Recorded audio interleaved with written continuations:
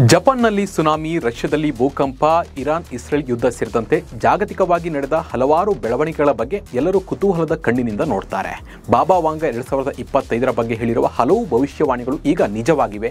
ಹೀಗಾಗಿ ಅವರು 2026ರ ಬಗ್ಗೆ ಏನು ಹೇಳಿದ್ದಾರೆ ಅನ್ನೋ ಕುತೂಹಲ ಎಲ್ಲರಲ್ಲೂ ಹೆಚ್ಚಾಗಿದೆ. 2026ರ ಬಗ್ಗೆ ಅವರು ಹೇಳಿರುವ ಭವಿಷ್ಯವಾಣಿಗಳು ಇದೀಗ ಹಲವು ಚರ್ಚೆಗೆ ಕೂಡ ಕಾರಣವಾಗಿದೆ. ಇದು 2025ಕ್ಕಿಂತಲೂ ಹೆಚ್ಚು ಆತಂಕಕಾರಿ ಆಗಿದೆ ಅನ್ನೋದು ಅವರ ಭವಿಷ್ಯವಾಣಿಯಲ್ಲಿ ಗೊತ್ತಾಗ್ತಾ ಇದೆ. ಹಾಗಿದ್ರೆ ಬಾಬಾ ವಾಂಗ ಅವರು ಏನು ಹೇಳಿದ್ದಾರೆ, ಈ ರಾಶಿಗಳ ಬಗ್ಗೆ ಅವರು ಏನು ಹೇಳಿದ್ದಾರೆ, ಇವೆಲ್ಲವನ್ನ ನೋಡ್ತಾ ಹೋಗೋಣ. ನಾನು ನಿಮ್ಮ ಶಿವರಾಜ್ ಬಾಣಂಕಿ. ನೀವು ಸುದ್ದಿಯಾನದ ಸಬ್ಸ್ಕ್ರೈಬರ್ ಆಗೋದನ್ನು ಮರಿಬೇಡಿ. ಇವತ್ತು ಏನಾಗುತ್ತೆ ಅನ್ನೋದಕ್ಕಿಂತ ನಾಳೆ ಏನಾಗುತ್ತೆ ಅನ್ನೋದು ನಮ್ಮ ಜನಕ್ಕೆ ಚಿಂತೆ. ಭವಿಷ್ಯದಲ್ಲಿ ಏನಾಗುತ್ತೆ ಎಂಬುದರ ಬಗ್ಗೆ ಬಹುತೇಕ ಜನರಿಗೆ ಒಂದು ಆಸಕ್ತಿ ಇದ್ದೇ ಇರುತ್ತೆ. ಸಾಕಷ್ಟು ಜನ ಮುಂದಾಗುವ ಘಟನೆಗಳನ್ನು ಮೊದಲೇ ಹೇಳಿ ಜನಮನ್ನಣೆಯನ್ನು ಪಡೆದ ಸಾಕಷ್ಟು ಭವಿಷ್ಯಗಾರರಿದ್ದಾರೆ. ಈ ಪೈಕಿ ಮೊದಲ ಹೆಸರು ಬರುವುದು ಬಲ್ಗೇರಿಯನ್ ಭವಿಷ್ಯಗಾರ್ತಿ ಬಾಬಾ ವಾಂಗ. ವಿಶ್ವದ ಪ್ರಮುಖ ಘಟನೆಗಳ ಬಗ್ಗೆ ಅವರ ದೂರದೃಷ್ಟಿಯ ಆಸಕ್ತಿ ಮತ್ತು ವಿವಾದವನ್ನು ಹುಟ್ಟು ಹಾಕುತ್ತಲೇ ಇದೆ. 2025ರಲ್ಲಿ ಬಾಬಾ ವಾಂಗ ವಿನಾಶಕಾರಿ ವಿಪತ್ತುಗಳು ಮತ್ತು ಜೀವಹಾನಿಯ ಬಗ್ಗೆ ಎಚ್ಚರಿಸಿದ್ರು. ವಾಂಗರ ಭಯಾನಕ ಭವಿಷ್ಯವಾಣಿಗಳ ಪೈಕಿ ಅನೇಕ ಪ್ರಮುಖ ಘಟನೆಗಳು ನಿಜವಾಗಿದೆ. ಅವರು ಹೇಳಿದಂತೆ ಯಾವ ವರ್ಷ ಏನು ನಡಿಬೇಕು ಅದು ನಡೀತದೆ ಅಂತ ಹೇಳಿ ಸಾಕಷ್ಟು ಜನ ನಂಬುವವರು ಕೂಡ ಇದ್ದಾರೆ. ಹೊಸ ವರ್ಷದ ಬಗ್ಗೆ ಅಂದರೆ 2026ರ ಬಗ್ಗೆ ಅವರು ನುಡಿದಿರುವ ಭವಿಷ್ಯವಾಣಿಗಳು ಸಾಕಷ್ಟು ಆತಂಕ ಮತ್ತು ಚರ್ಚೆಗೆ ಕಾರಣವಾಗಿದೆ. ದೊಡ್ಡ ಮಟ್ಟದಲ್ಲಿ ಕೂಡ ಚರ್ಚೆ ಆಗ್ತಿದೆ. ಹಾಗಿದ್ರೆ ಅವ್ರು ಏನು ಹೇಳಿದ್ದಾರೆ ಬನ್ನಿ ನೋಡ್ತಾ ಹೋಗೋಣ. ಬಾಬಾ ವಾಂಗ ಅವರು ಮುಂದಿನ ವರ್ಷ ಯುದ್ಧ, ನೈಸರ್ಗಿಕ ವಿಕೋಪಗಳು, ಕೃತಕ ಬುದ್ಧಿಮತ್ತೆಯ ಪ್ರಾಬಲ್ಯ ಮತ್ತು ಅನ್ಯ ಲೋಕದ ಸಂಪರ್ಕದ ಮುನ್ಸೂಚನೆಯನ್ನು ನೀಡಿದೆ. ಈ ವರ್ಷಕ್ಕಿಂತ ಭೀಕರ ಘಟನೆಗಳು ಮುಂದಿನ ವರ್ಷ ನಡೀತದೆ ಅಂತ ಹೇಳಿ ಒಂದು ಭವಿಷ್ಯವನ್ನು ಅವರ ಇದರಲ್ಲಿ ಇದೆ. ಹಾಗೆ ಸಾಕಷ್ಟು ರಾಶಿಗಳ ಬಗ್ಗೆ ಕೂಡ ಈ ಒಂದು ಭವಿಷ್ಯದಲ್ಲಿ ನುಡಿದಿದ್ದಾರೆ. ಅವೆಲ್ಲವನ್ನು ನೋಡ್ತಾ ಹೋಗೋಣ. ಮಹಾಯುದ್ಧದ ಆರಂಭ.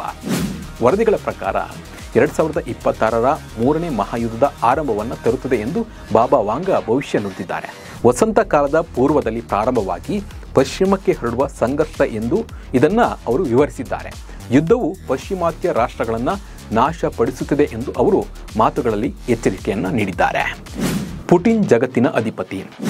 ರಷ್ಯಾದ ಅಧ್ಯಕ್ಷ ಪುಟಿನ್ ಪ್ರಬಲ ವ್ಯಕ್ತಿಯಾಗಿ ಹೊರಹೊಮ್ಮುತ್ತಾರೆ. ಅವರನ್ನು ಜಗತ್ತಿನ ಅಧಿಪತಿ ಎಂದು ಸಹ ವಿವರಿಸುತ್ತಾರೆ ಎಂದು ಅವರ ಭವಿಷ್ಯವಾಣಿ ಸೂಚಿಸಿದೆ. ಬಾಬಾ ವಾಂಗ ಅವರ ಅನುಯಾಯಿಗಳು ಇದನ್ನು ಸಂಘರ್ಷದ ಸಮಯದಲ್ಲಿ ರಷ್ಯಾ ಕೇಂದ್ರ ಪಾತ್ರವನ್ನು ವಹಿಸುತ್ತದೆ ಎಂಬ ಭವಿಷ್ಯವಾಣಿ ಎಂದು ಅವರು ವ್ಯಾಖ್ಯಾನಿಸಿದ್ದಾರೆ. ನೈಸರ್ಗಿಕ ವಿಕೋಪ. ನೈಸರ್ಗಿಕ ವಿಕೋಪಗಳು ಬಾಬಾ ವಾಂಗ ಅವರ 2026ರ ಭವಿಷ್ಯವಾಣಿಗಳಲ್ಲಿ ಗಮನಾರ್ಹ ಭಾಗವಾಗಿದೆ.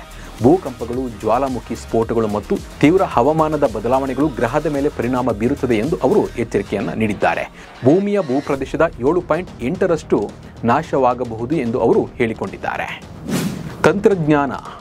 ತಂತ್ರಜ್ಞಾನವು ಬಾಬಾ ವಾಂಗ 2026ರ ಅತ್ಯಂತ ಆಘಾತಕಾರಿ ಭವಿಷ್ಯವಾಣಿಯಲ್ಲಿ ಒಂದಾಗಿ ಕಾಣಿಸಿಕೊಂಡಿದೆ. AI ಮಾನವ ಜೀವನವನ್ನು ನಿಯಂತ್ರಿಸುವ ಹಂತಕ್ಕೆ ಮುಂದುವರಿಯುತ್ತದೆ ಎಂದು ಅವರು ಸೂಚಿಸಿದ್ದಾರೆ.